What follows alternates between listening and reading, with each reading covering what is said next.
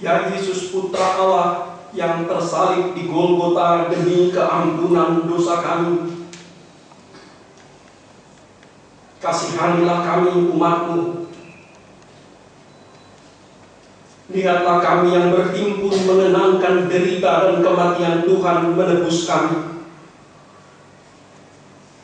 Karuniakanlah kami Roh-Mu yang kudus, agar kami dapat mengenal penderitaan dan kematian Tuhan. Bawalah kami ya Tuhan bersama-sama Engkau di jalan salib-Mu, dan izinkanlah kami juga bersama-sama dengan Engkau di dalam kebangkitan dan kemenangan-Mu. Kami mau menjadi murid-murid-Mu ya Tuhan, menderita demi kasih dan kebenaran, agar kami juga menjadi anak-anak Tuhan dalam kehidupan yang kekal. Damai sejahtera Allah yang melampaui segala akal, itulah yang memelihara hati dan pikiran saudara-saudara dalam Kristus Yesus Tuhan kita. Amin. Jemaat Tuhan, khotbah untuk kita semua pada hari Jumat Agung, yaitu peringatan wafatnya Tuhan kita Yesus Kristus, diambil dari nyanyian hamba Tuhan dalam Yesaya 52 ayat yang ke-13 sampai Yesaya 53 ayat yang ke-12. Marilah kita membaca berbalas-balasan sebagaimana telah diterangkan di dalam buku acara kita. Sesungguhnya hamba-Ku akan berhasil,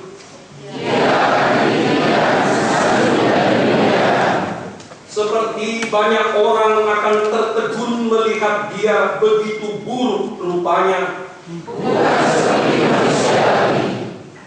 dan tampaknya bukan seperti anak manusia lagi. Raja-raja akan mengatupkan mulutnya terhadap dia,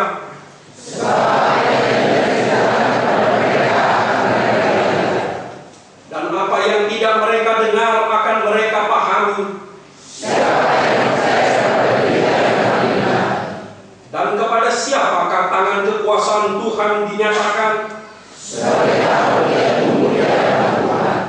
Dan sebagai tunas dari tanah kering,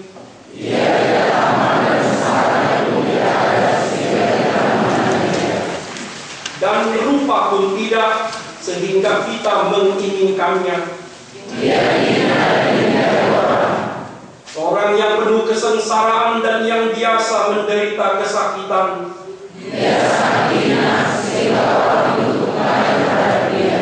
dan bagi kita pun dia tidak masuk hitungan. Dan kesengsaraan kita yang dipikulnya,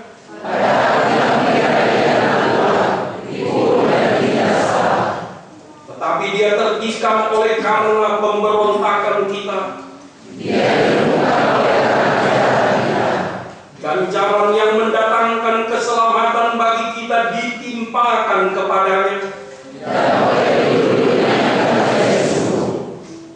Kita sekalian sesat seperti domba, tetapi Tuhan telah menimpakan kepadanya kejahatan kita sekalian.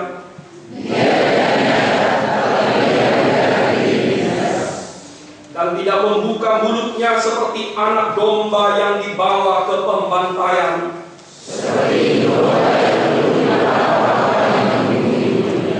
Ia tidak membuka mulutnya. Dan tentang nasibnya siapakah yang memikirkannya? Dan karena pemberontakan umat-Ku ia kena tulah. Dan dalam matinya ia ada di antara penjahat-penjahat. Dan tipu tidak ada di dalam mulutnya. Apabila ia menyerahkan dirinya sebagai korban penebus salah, dan kehendak Tuhan akan terlaksana olehnya.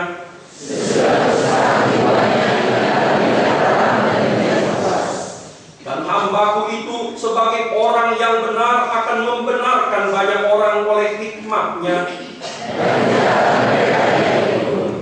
Sebab itu aku akan membagikan kepadanya orang-orang besar sebagai rampasan, yaitu sebagai ganti karena ia telah menyerahkan nyawanya ke dalam maut. Sekalipun ia menanggung dosa banyak orang. Sampai demikian pembacaan kita. Saudara-saudara, apa yang barusan kita baca itu adalah sebuah lagu, sebuah syair yang dikenal dengan nyanyian hamba Tuhan. Ratusan tahun sebelum Kristus datang, Nabi Yesaya telah melukiskan dengan syair bagaimana Kristus, anak domba Allah itu, akan menderita, mati, dan dibangkitkan sebagaimana kita baca tadi. Saudara-saudara, apa yang mau kita petik dari nyanyian hamba Tuhan yang menderita, dari peristiwa kematian Kristus yang kita kenang dan peringati hari ini? Ada 4 renungan bagi kita. Pertama, agar kita mengenal dan menyadari penyebab penderitaan kita sendiri. Agar kita mengenal dan menyadari faktor-faktor penyebab penderitaan kita sendiri. Saudara-saudara, dalam dunia, dalam hidup ini, kita tahu ada banyak hal yang bisa membuat kita menderita, membuat kita susah atau sengsara. Pertama-tama kita bisa menderita atau susah karena kesalahan atau karena dosa kita sendiri. Kita bisa buat banyak contoh untuk itu.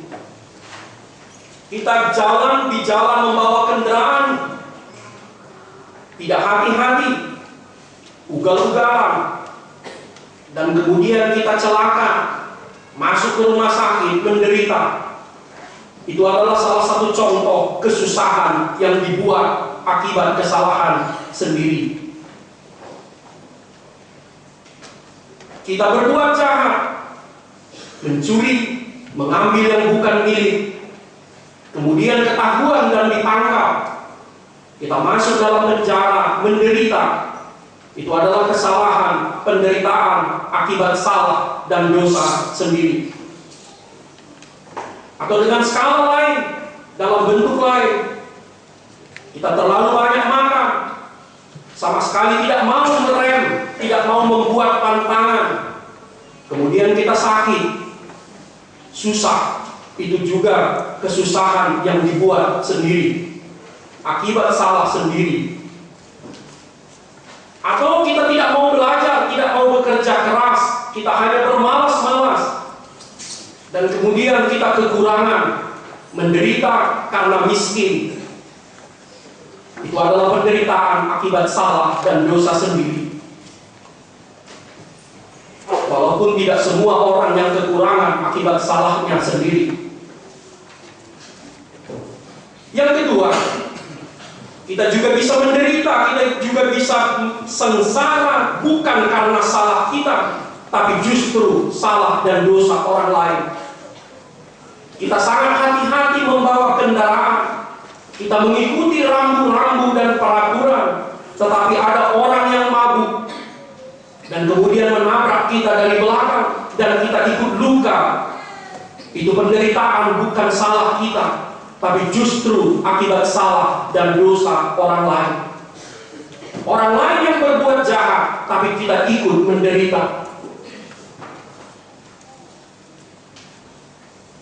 Tetapi bisa juga penderitaan itu bukan karena salah, tetapi karena alam. Itulah yang kita sebut bencana alam. Gunung meletus, gempa terjadi, di laut terjadi gempa atau tsunami, dan kemudian banyak orang menderita. Tidak ada yang berdosa di sana, tidak ada yang salah di sana, tetapi fenomena alam membuat kita bisa menderita. Jadi jangan ada yang mengatakan bahwa tsunami besar yang terjadi di Jepang kemarin atau di negeri kita beberapa tahun yang lalu karena orang-orang berbuat dosa, berbuat jahat. Ketika orang tinggal di sekitar gunung Merapi, apakah itu di sekitar di kaki Sinabung atau di kaki gunung Merapi di Jawa Tengah, ketika gunung meletus maka dia akan menderita, dan itu bukan salahnya, tetapi memang karena fenomena, karena alam. Saudara-saudara, tetapi sebagian besar penderitaan kita tidak tahu penyebabnya. Banyak penderitaan kita tidak tahu penyebabnya. Kita tidak tahu penyebabnya. Menjadi sebuah misteri, menjadi sebuah rahasia yang tak terpecahkan hati. Satu contoh, ketika orang yang kita kasihi tiba-tiba berangkat, tidak ada jawabnya. Ketika orang yang sudah berusaha menjaga kesehatannya sebaik-baiknya, hidup berdisiplin, tiba-tiba menemukan dirinya sakit, tidak ada jawabnya. Semua menjadi rahasia. Saudara-saudara, tetapi pembacaan kita tadi memberitahukan kepada kita ada satu lagi rupanya jenis penderitaan. Bukan karena salah, bukan karena dosa, tapi justru karena kita benar. Rupanya ketika kita melakukan yang benar, tidak selamanya hidup kita senang dan tentram. Ada kemungkinan, ada waktunya kita melakukan yang benar, justru kita menderita. Dan itulah yang dialami oleh hamba Tuhan, oleh Kristus, oleh para nabi, oleh para rasul dalam Alkitab kita. Mereka tidak bersalah, tetapi mereka menderita. Kristus tidak berbuat dosa, tetapi dia harus menderita. Rupanya ada satu bentuk penderitaan yang bukan akibat salah atau dosa, tapi justru akibat kebenaran. Karena itu saudara-saudara, ketika kita berhimpun di sini mengenangkan penderitaan Tuhan, sambil memeriksa pergumulan dan penderitaan kita masing-masing, marilah kita bertanya, marilah kita menyelidik, apakah sebetulnya yang membuat saya susah, membuat kami menderita? Apakah ini karena salah kami sendiri? Jika jawabnya ya, baiklah kita segera bertobat dan berubah. Apakah ini akibat salah orang lain? Marilah kita memenuhi hati kita dengan pengampunan dan keikhlasan. Apakah ini karena fenomena alam? Marilah kita tabah dan kuat. Apakah ini justru karena iman atau karena kebenaran?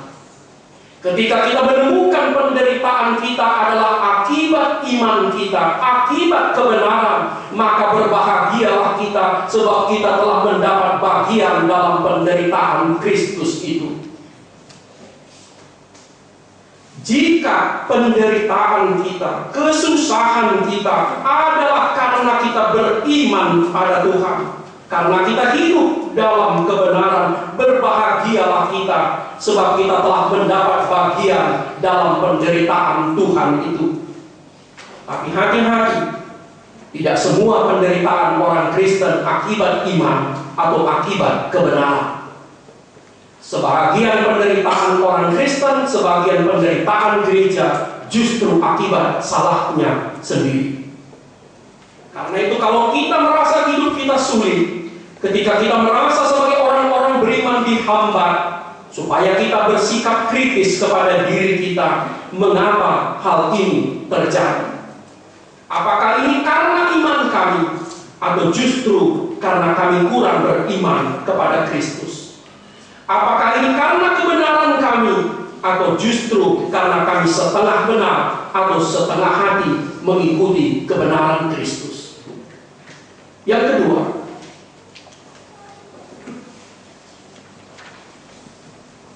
agar kita menghadapi penderitaan kita dengan baik, dengan benar. Saudara-saudara, kita tidak perlu mencari-cari masalah. Kita tidak perlu mencari-cari kesusahan. Kita tidak perlu mengundang datanglah penderitaan, datanglah penyakit, kesengsaraan.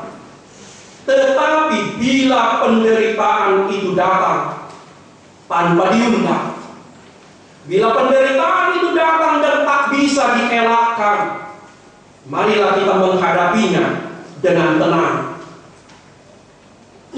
Saudara-saudara, ada 3 sikap orang beriman menghadapi penderitaan. Pertama, tabahlah. Tabahlah. Apa artinya tabah? Keikhlasan menerima keadaan yang tidak bisa dielakkan. Kita ambil contohnya. Bila ketika kita kehilangan keluarga, anggota keluarga, kehilangan kekasih, kepergian anak, orang tua, tabahlah.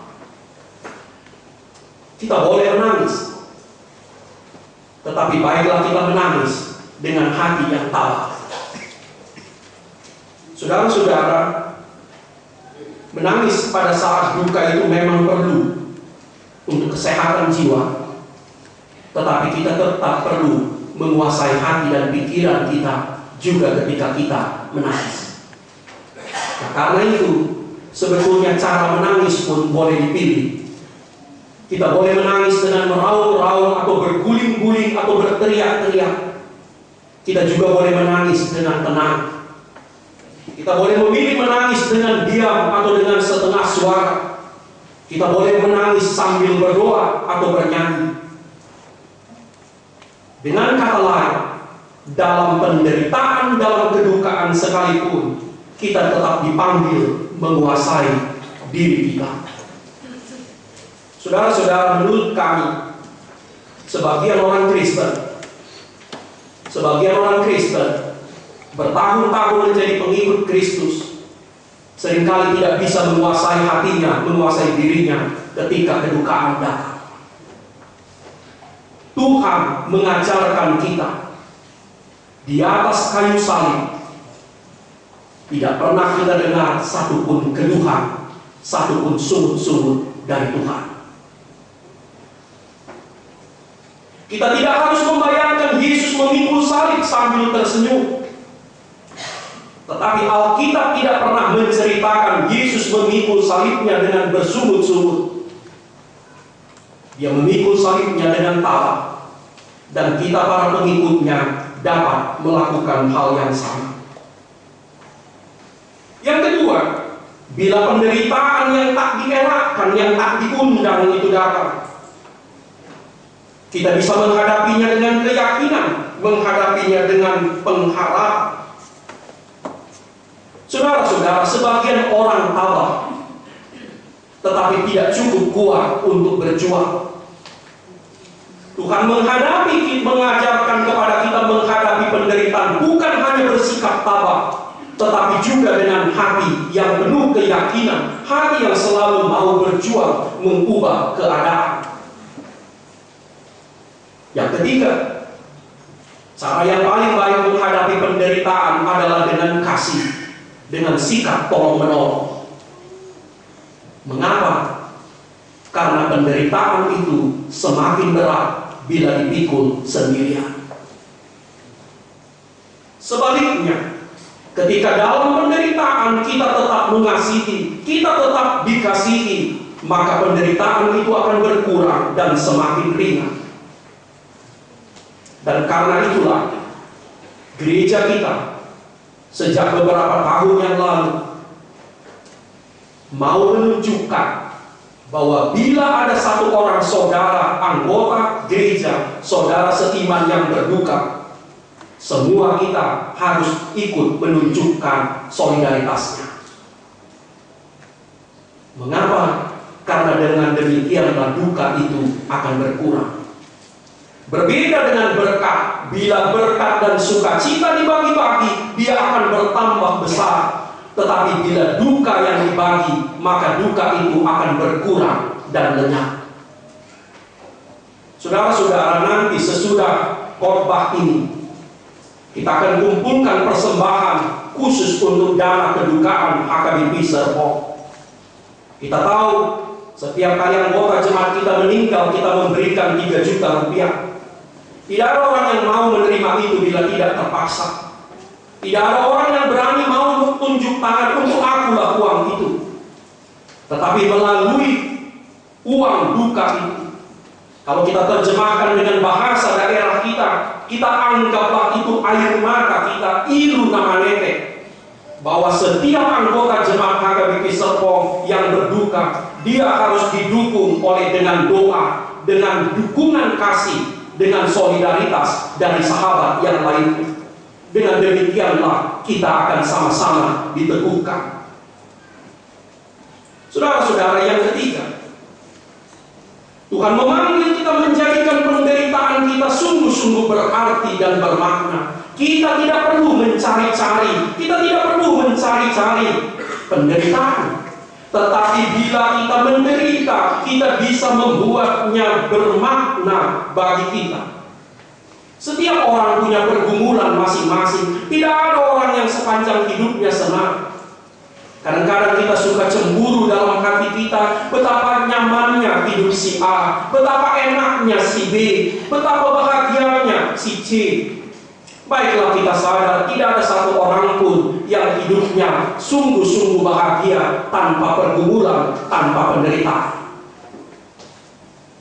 Tapi saudara-saudara, kita dipanggil bila kita menderita, apakah itu karena penyakit, apakah itu karena kematian, apakah itu karena kegagalan, apakah itu karena kemiskinan, atau karena lain, supaya kita membuatnya benar-benar bermakna bagi kita. Saudara-saudara, karena itu penderitaan bisa diubah menjadi kebaikan. Itulah yang dikatakan Paulus dalam Roma 8 ayat 28. Tuhan bisa membuat penderitaan orang-orang beriman menjadi kebaikan baginya. Kita ambil contohnya. Bila kedukaan datang, kita bisa memakainya untuk mendekatkan diri kita kepada saudara kita. Bila kita gagal, kita bisa memakai penderitaan kegagalan itu untuk membuat kita lebih rendah hati. Bila kita sakit, kita bisa memakai penyakit itu untuk sebagai alarm mengingatkan kita tetap dekat dan setia pada Tuhan. Karena itu saudara-saudara, bagi orang-orang beriman, penderitaan pun bahkan bisa dianggap sebagai berkat yang tersembunyi. Mungkin pada awalnya kita tidak menghendakinya, tetapi dalam iman kepada Tuhan, kita bisa menjadikan penderitaan kita sebagai kebaikan dan berkat bagi kita. Penderitaan juga bisa dipakai sebagai alat pemurnian iman. Ketika kita sedang menderita, itulah momen yang paling bagus bagi kita untuk menguji iman kita, seperti api menguji kemurnian emas dan perak. Dan pada puncaknya, ketika kita menderita, kita bisa memakai itu sebagai kesempatan menyatukan diri kita dengan Tuhan. Karena itu bila kita menderita, tetaplah pandang salib Tuhan. Yang keempat dan terakhir, Tuhan tidak hanya mengajak kita bersatu dengannya ketika menderita. Tuhan tidak hanya mengajak kita untuk bersatu dengannya ketika dalam penderitaan, tetapi Dia juga mau mengajak kita bersatu dengan Dia dalam kebangkitan. Karena itu barang siapa yang mau mencucurkan air mata bernabur bersama Tuhan, dia akan bersama-sama dengan Tuhan menuai dengan sukacita. Barang siapa yang mau bersama-sama dengan Tuhan, bersusah payah memutuskan hubungan dengan dosa, dialah yang akan bersatu dengan Tuhan, menjalin hubungan dengan Allah. Barang siapa yang mau bersama Kristus menderita demi kebenaran dan kasih, dialah yang akan bersama Kristus bangkit dalam kemuliaan Bapa. Karena itu saudara-saudara, pada hari Jumat Agung ini, mari kita lekatkan hati kita kepada salib Kristus, supaya hati kita juga melekat ketika Dia bangkit dan menang. Amin. Terima kasih Tuhan.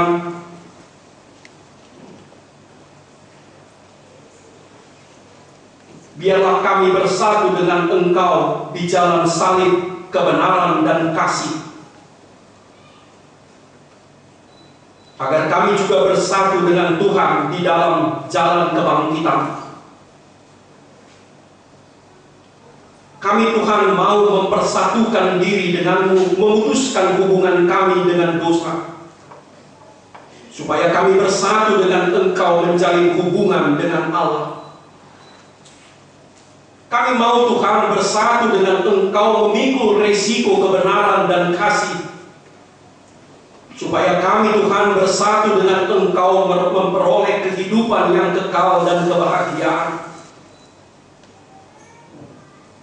Ya Tuhan, tataplah kami. Biarlah kami mendapat berkat-Mu, keampunan dosa kami, pendamaian kami, kehidupan yang kekal di dalam kematian Tuhan. Bukakan hati kami Tuhan, mengenali makna salib Tuhan untuk keampunan dosa dan keselamatan kami. Pada saat ini juga Tuhan, kami mau mengenangkan dan mengingat penderitaan kami masing-masing. Ya Tuhan, bantulah kami mengenalinya. Bantulah kami Tuhan bersikap menghadapi penderitaan kami dengan iman yang tertuju pada Tuhan. Biarlah kami setia dalam penderitaan kami juga. Terima kasih Tuhan. Demi nama Kristus kami berdoa. Amin.